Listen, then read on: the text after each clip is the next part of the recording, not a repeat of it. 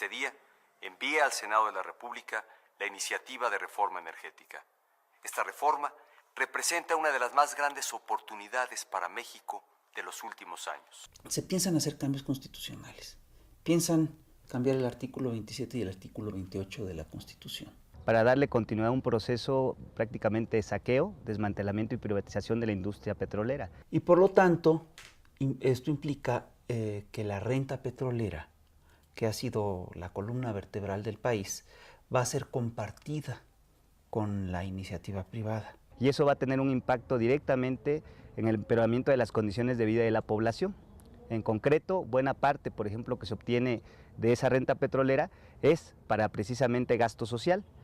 40% del presupuesto nacional es de Pemex. Hay gente que dice, no me da nada el petróleo. 40%, una de cada 3 escuelas, uno de cada 3 hospitales, una de cada 3 carreteras fueron hechas con dinero del petróleo. El golpe a la economía nacional es tan severo que el gobierno tiene pensado hacer una reforma hacendaria para subsanar, para reponer el dinero perdido con la renta petrolera.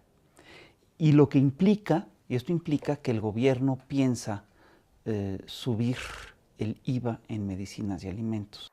En su momento, el presidente Lázaro Cárdenas afirmó que el artículo 27 no implicaba que la nación abandonara la posibilidad de admitir la colaboración de la iniciativa privada. Ese artículo 27 en 1940 es una cosa y el que se propone ahora es otra. Es casi para abdicar de lo que el general Cárdenas había propuesto y conseguido entre 1938 y 40. Precisamente Cárdenas rescató la industria petrolera de manos de empresas privadas, sobre todo transnacionales, que no solamente acaparaban la ganancia de este recurso estratégico, sino además tenían sometida a nivel político a la mayoría de las instituciones públicas. Se les corrió porque no dieron un aumento salarial a los trabajadores petroleros mexicanos, desacatando un fallo de la Corte, y hoy nos dice Peña Nieto que las trae para salvarnos. Eso es una barbaridad, es un despropósito. Les informo que la reforma que hoy he enviado al Senado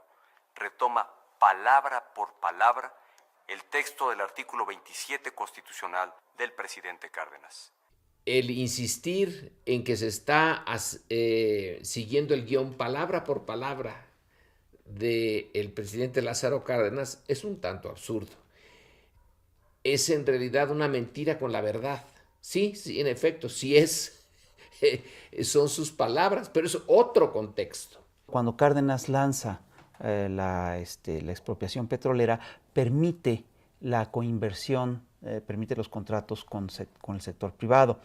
Esto, por supuesto, se da en un contexto muy peculiar, es un contexto en el que México no tiene un peso, en el que México no tiene dinero, no tiene herramientas, además está a punto de estallar la Segunda Guerra Mundial. Es un contexto además en el cual la industria petrolera está siendo boicoteada por Estados Unidos y por Inglaterra concretamente. Y es un momento en el que México carece totalmente de tecnología. Entonces, obviamente, en ese primer momento, México necesita este tipo de inversiones, pero ya no estamos en esa situación. ¿Por qué vamos a asociarnos en algo que somos exitosos, que somos productivos, que somos eficientes y que somos de primer mundo?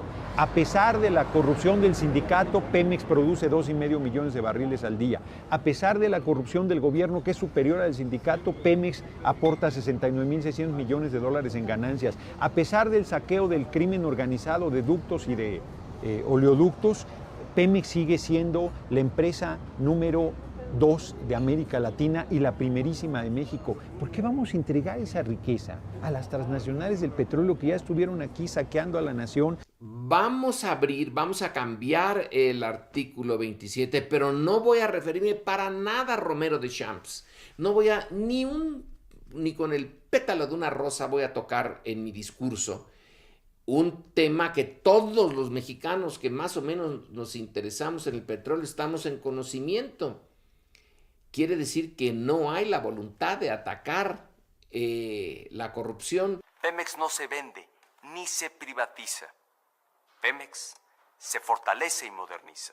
Nada más que vamos a dejar para que otros lo exploten y le ganen, y la renta petrolera se reparta entre los extranjeros que saben y pueden y tienen el capital y nosotros que no sabemos, no podemos y ya se nos fue el tren hace mucho tiempo.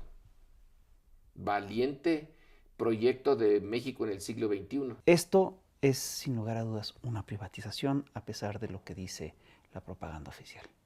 Si aprovechamos esta gran oportunidad, se crearán cientos de miles de nuevos empleos y con mejores salarios. Necesitamos creación de empleos, sí, pero ¿es privatizando la energía o modificando todas las reglas del modelo económico que tenemos? Esos 10 puntos que maneja Peña Nieto son los mismos que nos dijo Carlos Salinas de Gortari para privatizar todas las empresas públicas y nada de eso mejoró. Desde entonces tenemos un continuo empeoramiento de las condiciones de vida de la población y un nulo crecimiento en la economía. Cuando México funcionaba con las lógicas del estado de bienestar, la economía mexicana creció a un ritmo del 6%. En la era neoliberal crece a ritmos verdaderos, 6% anual. En la era neoliberal ha crecido a ritmos verdaderamente irrisorios. Si llevamos a cabo esta reforma, bajará el precio de la luz y del gas. Mira, son increíbles. Cada vez que hacen una privatización, cada vez que emprenden una privatización, nos prometen que va a bajar el precio de la luz y el gas. En otras privatizaciones se nos ha prometido más o menos lo mismo, que con la intervención de la empresa privada, su lógica, su eficiencia, etcétera, pues sería enormemente benéfico para el consumidor. Dime tú si eso ha ocurrido. Nos prometieron que la telefonía mexicana iba a bajar con la privatización. Pagamos una de las telefonías más caras del planeta. De hecho, hoy los altos costos de la energía eléctrica, por ejemplo, aquí en el centro del país, desde que desapareció Luz y Fuerza del Centro, que era el mismo argumento también que el pasado gobierno decía, han aumentado precisamente porque están en manos privadas. Buena parte de la producción de energía eléctrica está en manos privadas. La privatización y luego el haberlos entregado a la banca mundial, lo que antes eran bancos mexicanos, hoy tenemos que cobran unas tasas muy altas. Todo lo que viene de la industria privada es mucho más caro que lo que viene de la industria pública, evidentemente porque los privados siempre buscan la máxima ganancia. Entregaron los ferrocarriles porque los iban a modernizar. Son tan modernos que son invisibles. No existe el ferrocarril de pasajeros en el país. La reforma energética que he presentado permitirá al Estado mexicano contratar a particulares cuando así convenga al interés nacional. Él cree que los mexicanos somos él y su grupo de interés y los grupos que controlan el poder legislativo y el poder ejecutivo. Esos no somos los mexicanos somos la mayoría de la población que vive en condiciones terribles y que no queremos que se nos quite un recurso estratégico. Permitirá al Estado mexicano contratar a particulares. Tú tenías un contrato riesgo con una empresa norteamericana y la embajada norteamericana todo el tiempo intervenía en las acciones del gobierno de México, sobre todo en el sector petrolero, y eso obviamente terminó por convertirse en un conflicto de intereses muy serio. A México no le convienen esos contratos. Posibilidad de admitir la colaboración de la iniciativa privada. Si la empresa privada quiere entrarle al petróleo es porque el petróleo debe de tener, bueno, pues de perogrullo, debe de tener un potencial muy interesante porque quieren entrar. Entonces, ¿por qué no nosotros somos los que usamos ese potencial tan interesante para conseguir recursos? ¿Por qué tenemos que dárselo a Shell, a Exxon, a otras empresas? El Pacto por México ha generado el clima positivo de diálogo, entendimiento y acuerdo político que esperaban los mexicanos. El Pacto por México es un pacto anticonstitucional y es una conjura contra la nación.